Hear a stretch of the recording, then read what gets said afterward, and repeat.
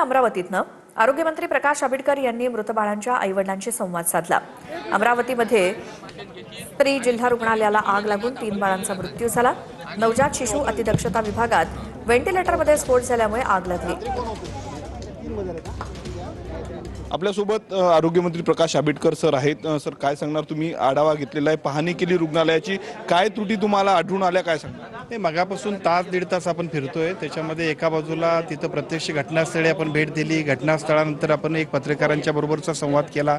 सर्व लोकप्रतिनिधींचे आणि विशेषतः नागरिकांचे सुद्धा मुद्दे ऐकून घेतले आणि त्यानंतर प्रत्यक्षामध्ये याच्यातल्या काय ज्या उपाययोजना करायला पाहिजे त्यासाठी एका बाजूला आपण 7 दिवसाच्या आत कमिटीनं सन्मान्य आयुक्त सार्वजनिक आरोग्य विभाग यांच्या अध्यक्षतेखालची कमिटी आहे, ती 7 दिवसांमध्ये त्यांचा अहवाल दिला, कारवाई होईल।